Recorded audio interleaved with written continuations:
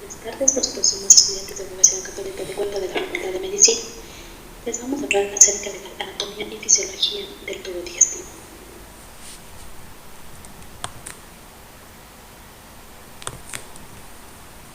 En primer lugar tenemos la anatomía del esófago. El esófago es un conducto musculomembranoso longitudinal de 25 centímetros. Este transporta los alimentos desde la hipofaringe, que se continúa con él hasta el caries gástrico. Comienza en el extremo inferior de la faringe.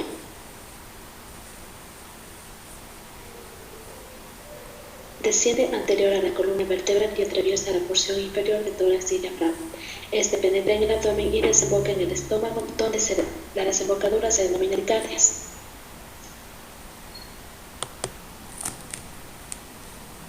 El esófago se encuentra tiene el aspecto de cinta muscular y regularmente aplanada anterior y posterior desde su origen hasta la bifurcación de la tráquea. Este es cilíndrico en el resto de su extensión, excepto en el extremo inferior, donde tiene la forma cónica.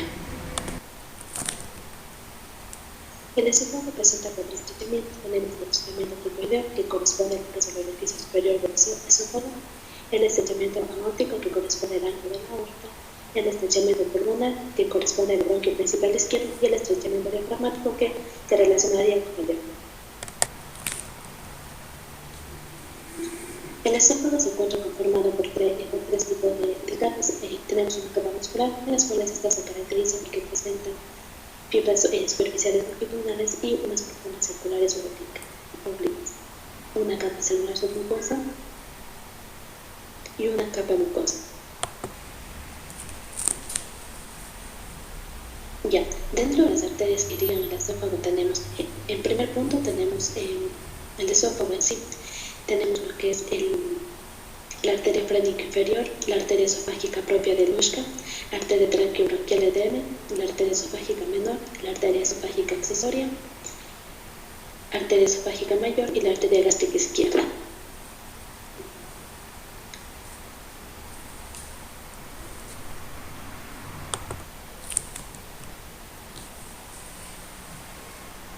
Ya, en cuanto a lo que es la vascularización venosa linfática, tenemos la vena cava superior, la vena ácigos, la anastomosis portocava, el diafragma, la vena cava inferior, la vena porta, los ganglios linfáticos recurrenciales izquierdos, la vena bronquiocefálica izquierda, el cañón aórtico, los ganglios linfáticos del hilo pulmonar izquierdo, la vena hemiácigos accesoria y la vena gástrica izquierda. En cuanto a la inervación del esófago, tenemos la presión intraluminal, tenemos lo que es el nervio recurrente derecho, el nervio vago derecho, el plexo cardíaco, el plexo pulmonar, el plexo celíaco, el nervio hepatovesicular, el ganglio cervical inferior estrellado y el nervio vago izquierdo, la cadena simpática y el nervio recurrente izquierdo. Ya. La fisiología. Básicamente, la principal función del esófago es conducir con rapidez los alimentos de la faringe a las células del estómago. Este consta de tres fases. Tenemos una fase voluntaria, en la cual aquí inicia el proceso de la deglución. Los alimentos están preparados para la deglución. La presión hacia arriba y hacia atrás de la lengua contra el paladar desplaza voluntariamente en sentido posterior en dirección a la faringe. Desde aquí la deglución se convierte en lo que es un proceso automático y no puede detenerse. La segunda fase, que corresponde a la fase faringe. Esta es una fase involuntaria que consiste en el paso de los alimentos del esófago a través de la faringe. Cuando el bolo alimenticio penetra en la parte posterior de la boca y en la faringe, estimula las aves epiteliales receptores de la deglución. Los impulsos llegan al encéfalo e inician las contracciones automáticas de los músculos cardíacos. Y por último, la fase esofágica, en las cuales esta es una fase voluntaria, ejecuta el paso de los alimentos desde la faringe al estómago. El esófago desarrolla dos tipos de movimientos: los movimientos peristáticos, que es la continuación de la onda peristática que se inicia en la faringe y se propaga hacia el esófago durante la fase faringe de 8 a 10 segundos aproximadamente. Y tenemos lo que son los movimientos primarios y secundarios. Estos se producen por la distensión de las áreas esofágicas provocada por los alimentos retenidos, y esto persiste hasta que se complete el vaciamiento del esófago. Anatomía del estómago. Es una parte del tubo digestivo, dilatada en forma de sac. Está situada por arriba del abdomen, por debajo del diafragma. por delante el peritoneo y por detrás forma la cavidad retroperitoneal. Relaciones. Situado entre el esófago abdominal y el intestino delgado. Está en las regiones del abdomen. Epigástrica, umbilical e hipocondrio izquierdo.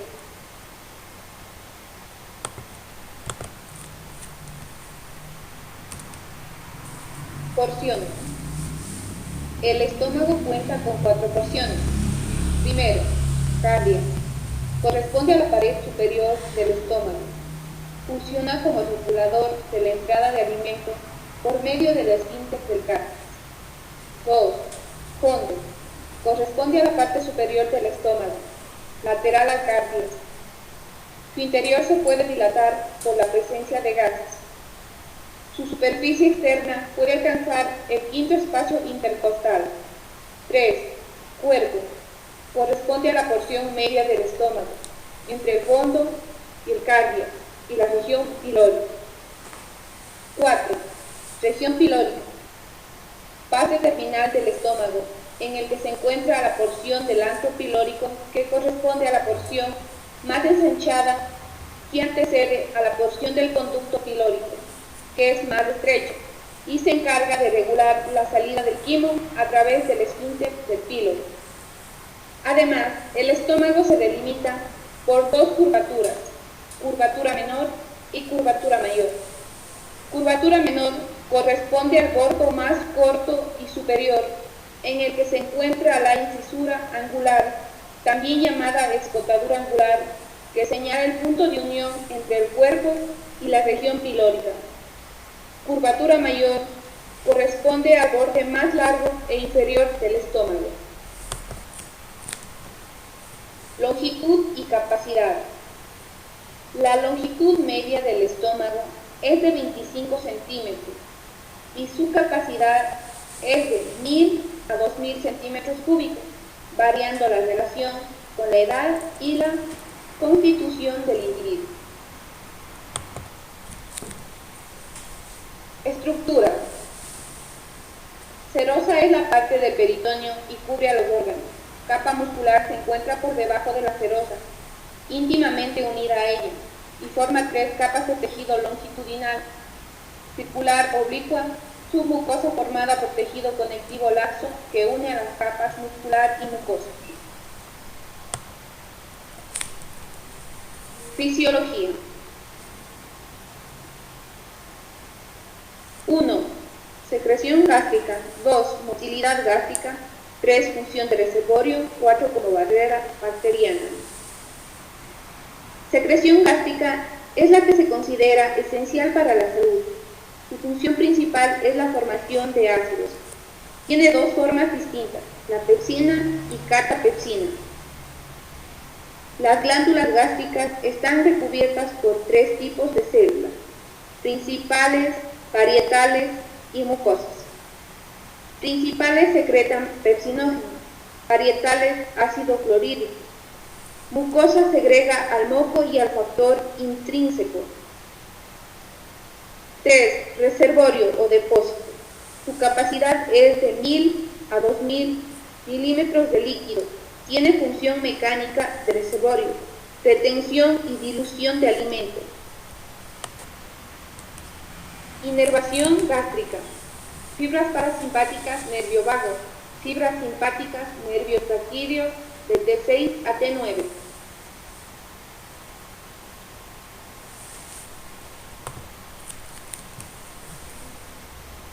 La irrigación del estómago procede de la hosta abdominal, directamente del tronco celíaco, que da 3 ramas: la arteria gástrica izquierda, la arteria lineal o esplénica, la arteria hepática. Drenaje venoso del estómago. Vena coronaria estomágica. Drena directamente en la vena porta y comunica hacia arriba con el sistema ácido. Vena pilórica. Drena también directamente en la vena porta. Vena gastropiploica derecha drena en la vena mesentérica superior o en la vena cólica media. Vena gastroepiploica izquierda y las venas gástricas cortas. Drena en la vena lineal o esplénica. Hormonas digestivas. Gastrina, secreción de ácido gástrico por células parietales. Histamina, estimula la secreción de ácido gástrico. Endotelina, contracción del músculo liso estomacal. Somatostatina, suprime la liberación de gastrina. Colicistoquinina, secretina, motilina, péptido intestinal. Grelina, estimula el apetito, la secreción de somatotropina del adenohipófise.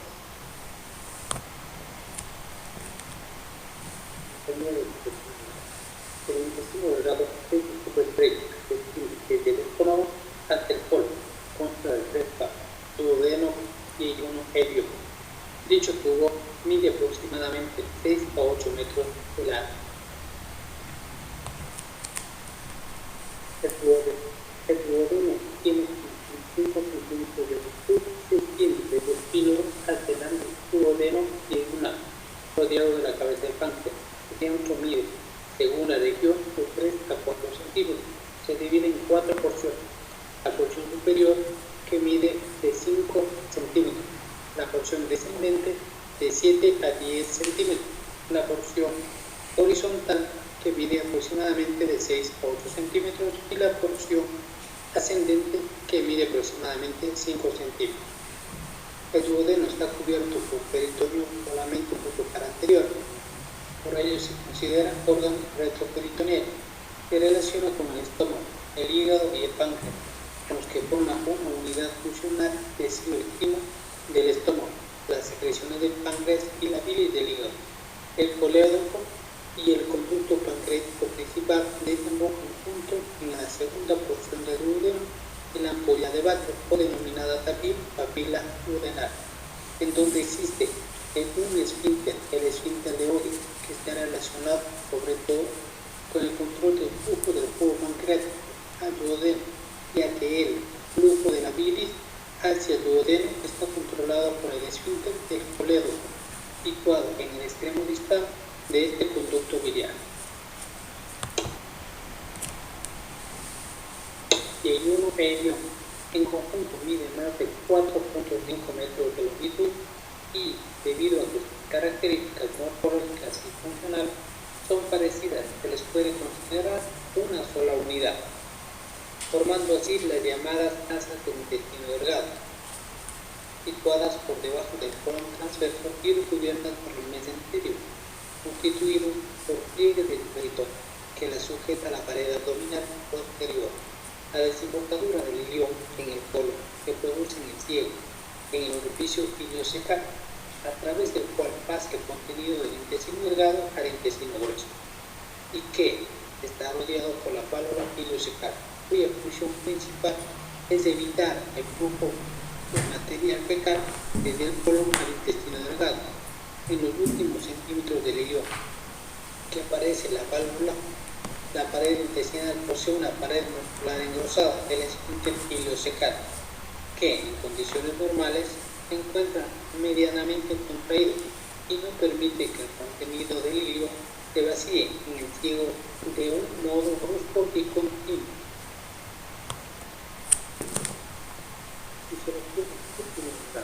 El tiempo realiza todo el intestino delgado con 3 a 5 horas, aunque sirve para las que los que hacen como con las enzimas digestivas y la bilis para facilitar la digestión. 2. Poner en contacto los nutrientes digeridos con la mucosa para que se absorban. Y 3. Propulsar el material no absorbido al intestino grueso. Estos alimentos, tal como son ingeridos, no pueden atravesar las células intestinales y, por tanto, deben desdoblarse en moléculas más sensibles mediante la digestión para poder ser absorbidas después a través de la pared del intestino delgado. La absorción intestinal consiste en el paso de los productos resultantes de la digestión a través de las células epiteliales de la mucosa para llegar a la sangre de la vena porta o a la linfa. Cada día se absorben por el intestino delgado varios cientos de gramos de carbohidratos, 100 o más gramos de grasas, 50 a 100 gramos de aminoácidos, 50 a 100 gramos de iones y 7 a 8 litros de agua.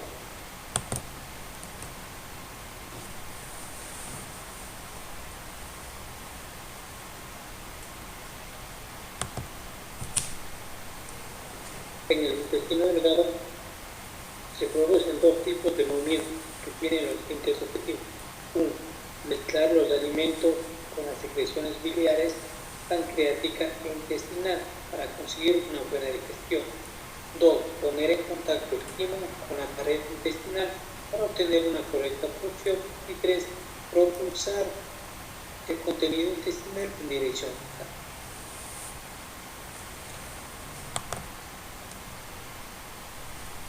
los movimientos del intestino delgado son dos: contracciones de mes, que son contracciones concéntricas localizadas y espaciadas a lo largo del intestino delgado, y 2.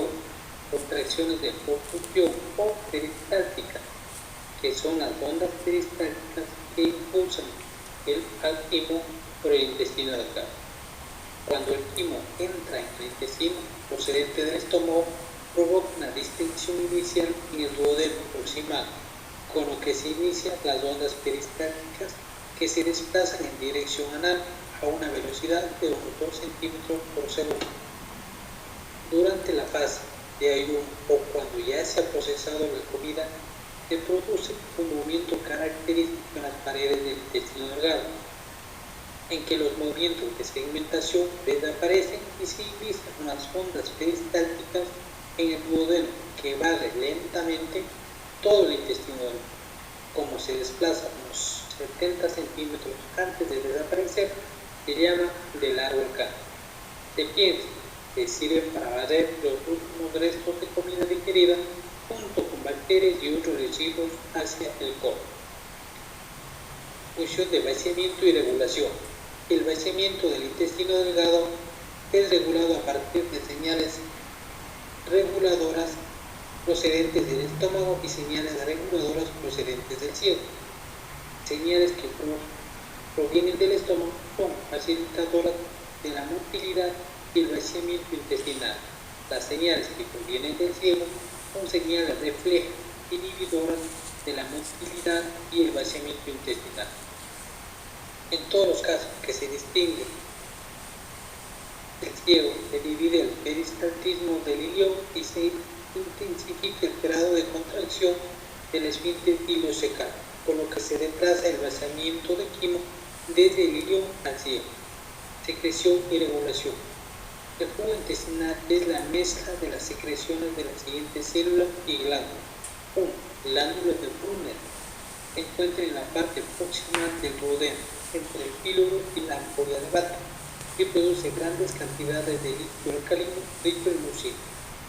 Células calciformes, secretoras de moco, dispersas entre las células epiteliales columnares unidas fuertemente entre sí, que revisten toda la superficie del intestino delgado, y criptas de Lieberkühn. Son glándulas tubulares simples que se encuentran entre las vellosidades intestinales y otra en la parte basal o a lo largo de toda la superficie del intestino delgado. Anatomía del intestino grueso. Estructura y función. El intestino grueso se extiende desde la válvula ileocecal hasta el ano y tiene 1.5 metros de longitud. Consta de ciego, apéndice, colon ascendente, colon transverso, colon descendente, colon sigmoideo, recto y conductual.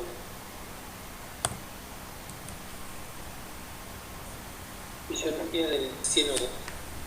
Aproximadamente 5 ml de intestino pasa cada día desde el ilion al ciego. La mucosa del intestino grueso es gris, ya que no tiene velocidades y el pipete El cepillo de mucelas epiteliales columnares no contiene nicotina. Hay una cantidad de células calciformes productoras de moco dispersas entre las células columnares. Por tanto, la secreción del intestino grueso consiste en un líquido mucoso conteniendo grandes cantidades de iones de bicarbonato y su misión consiste en evitar lesiones de la mucosa. 2. Asegurar la cohesión del bolo fecal. Y 3. Proteger la mucosa contra la intensa actividad bacteriana de esta zona. Las bacterias. Hay más de 400 tipos de bacterias en el colon, algunas aerobias y otras anaerobias, que constituyen una flora bacteriana intestinal. La flora bacteriana intestinal realiza varias funciones. 1. Fermentar los hidratos de carbono y lípidos que son indigeribles y llegan al colon. Como consecuencia de esta fermentación se forman ácidos grasos de cadena corta y diversos gases. Cada día se forman aproximadamente unos 500 ml de gases o más, y la dieta es rica en hidratos de carbono indigeribles como la celulosa.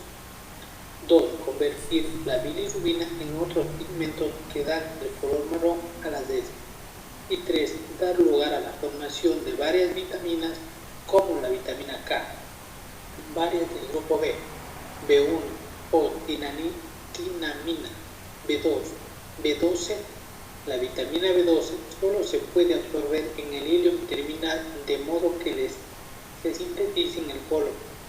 Tiene importancia principal la cantidad de vitamina K formada por las bacterias, puesto que no basta lo que se absorbe con los alimentos para asegurar una coagulación sanguínea normal. Anatomía, recto y conducto anal. Fluyen el segmento terminal del tubo digestivo y continúan con el colon sigmoide y comienza donde finaliza el mesocolon, a la altura del cuerpo de la tercera vértebra sacra, terminan en el ano. El recto se sitúa en la cavidad pélvica, el conducto anal en el perineo. La longitud total del recto y conducto anal es de 12 a 15 centímetros, de los cuales 10 y 12 centímetros son el recto y 2 a 3 centímetros el conducto anal. Cuando el recto está distendido, forma la ampolla rectal. La configuración interna está constituido por pliegues mucosos longitudinales que se desaparecen con la distensión. Los pliegues permanentes son los transversos del recto. En el conducto anal están las columnas anales y las válvulas anales. Las columnas anales son de 6 a 8 elevaciones longitudinales. Las bases de las columnas anales se unen y forman las valvas anales. Limitan con la pared rectal los senos anales. En el conducto anal se puede distinguir dos porciones, una mucosa y otra cutánea.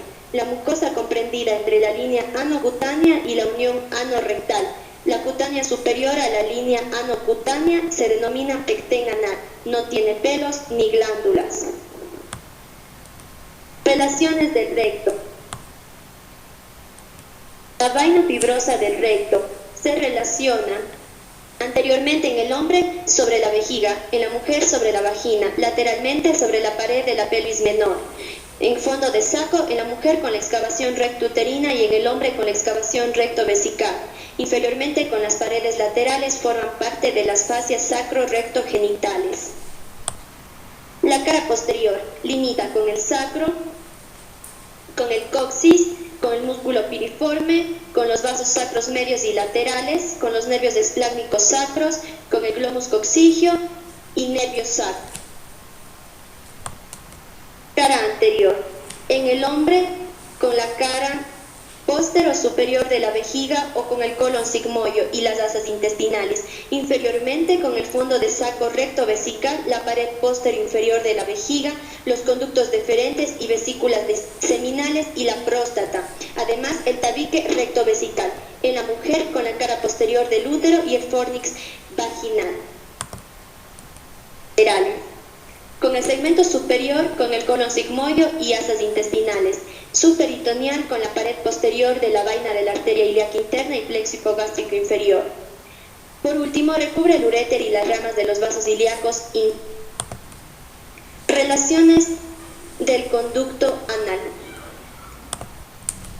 Está rodeado por un manguito músculo facial constituido de superior e inferior por la fascia pélvica, el músculo elevador del ano y un músculo esfínter externo del ano. El periné ocupa un espacio triangular de base inferior limitado posteriormente por el recto y anteriormente por la uretra, las glándulas vulvouretrales y el bulbo del pene en el varón y en la mujer por la vagina. Estructura del recto y conducto anal. Constituido por una capa serosa, capa muscular, la cual se clasifica en capa superficial de fibras longitudinales y capa profunda de fibras circulares, una capa submucosa que está constituido por el plexo venoso rectal y una capa mucosa. Vasos y nervios del recto y conducto anal. Las arterias, tenemos arteria hemorroidal o rectal superior, arteria hemorroidal o rectal media y arteria hemorroidal o rectal inferior. Es la vena rectal superior, la vena rectal media y la vena rectal inferior. Vasos linfáticos. Vasos linfáticos rectales superiores, vasos linfáticos rectales medios y vasos linfáticos rectales inferiores.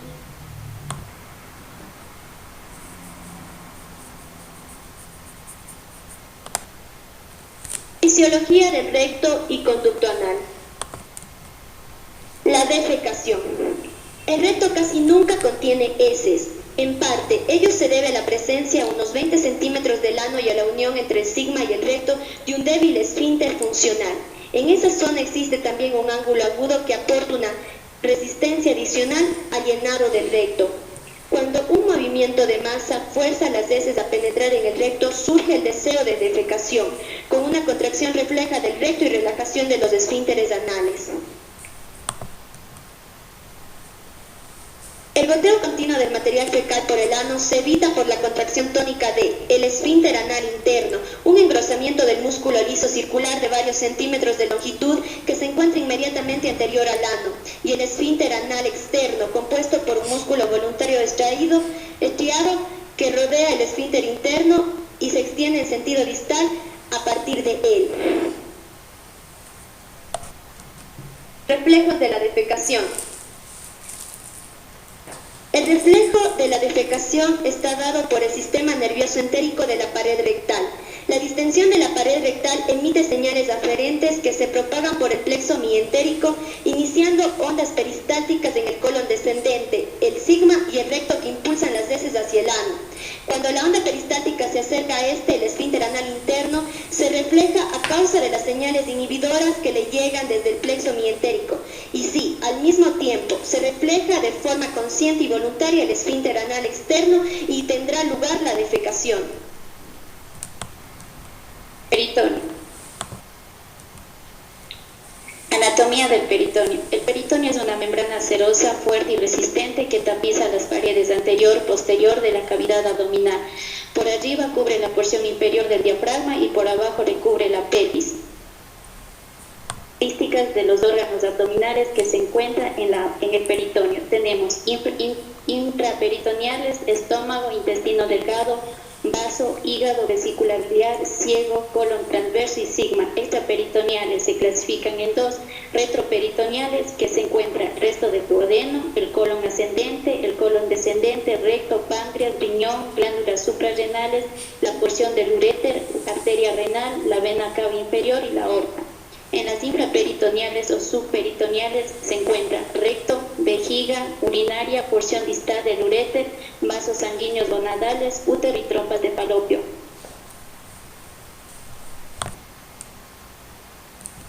Características de los órganos abdominales que se encuentran en el peritoneo. Tenemos intraperitoneales, estómago, intestino delgado, vaso, hígado, vesícula biliar, ciego, colon transverso y sigma. Extraperitoneales se clasifican en dos: retroperitoneales, que se encuentra resto del duodeno, el colon ascendente, el colon descendente, recto, páncreas, riñón, glándulas suprarrenales, la porción del uréter, arteria renal, la vena cava inferior y la aorta. En las infraperitoneales o subperitoneales se encuentra recto, vejiga, urinaria, porción distal del uréter, vasos sanguíneos gonadales, útero y trompas de falopio. Los repliegues. Tenemos el mesenterio, que es una lámina doble de peritoneo que rodea un órgano y lo une a la pared abdominal.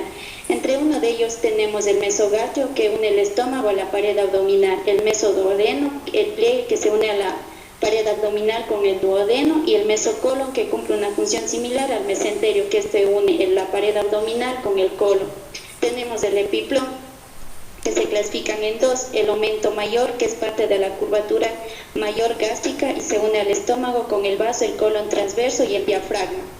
El aumento menor se une a la curvatura menor gástrica con el hígado y también se le denomina ligamento hepatogástrico. Tenemos los siguientes ligamentos en el epiplón menor: el ligamento hepatogástrico, el ligamento hepatoduodenal, el ligamento gastroesplénico, el ligamento gastrocólico y el ligamento gastrofrénico. El fondo de saco se clasifica en tres partes: el fondo de saco de Douglas, también llamado el fondo de saco rectuterino, solo existe en las mujeres y es el punto más profundo de la cavidad peritoneal posterior, detrás del útero y delante del recto. El fondo de saco uterino vesical situado entre el útero y la vejiga en la mujer. En el hombre, el fondo de saco que forma el peritoneo en la pelvis es único y se llama fondo de saco vesicorrectal, que se encuentra entre la vejiga urinaria y el recto.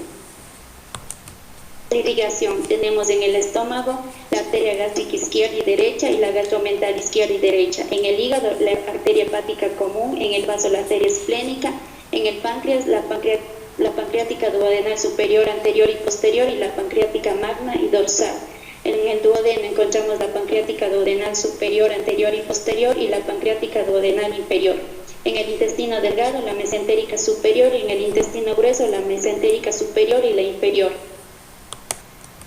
Patología peritoneal: tenemos el primero, el flujo de líquido peritoneal, que este líquido contiene 50 ml, una densidad de 1.026, proteínas menos de 3 gramos sobre decilitros y las células de menos 300 por milímetros cúbicos, que constituye el 50% de macrófagos y el 40% de linfocitos. El flujo linfático: esto se da a través de los estomas diafragmáticos, favoreciendo así la presión intratorácica, permite la eliminación de bacterias en la cavidad y permite el drenaje hacia el conducto torácico. El peritoneo como barrera: es una barrera semipermeable de superficie de 1 milímetro cúbico que puede haber gran flujo de líquidos. Existe la teoría de los 3 poros para el pasaje de líquidos, como poros pequeños, largos y ultrapequeños. La glicocáliz también ejerce un efecto importante en este proceso al actuar como una barrera que permite la filtración de agua. La albúmina, la urea, electrolitos, fármacos y tóxicos se transportan libremente por la membrana. El papel de las células mesoteliales: se produce 500 miligramos cada 6 horas de surfactante. La producción del surfactante se afecta por las soluciones de diálisis. También se estudia la posibilidad de la producción de prostaglandinas, pero solo se ha comprobado en las células animales. La absorción del gas por el peritoneo es importante para el posoperatorio. Depende de muchos factores como peso, edad, tamaño de la incisión y el tiempo operatorio. Y en la tomografía computarizada se detecta por más tiempo el neumoperitoneo que los rayos X.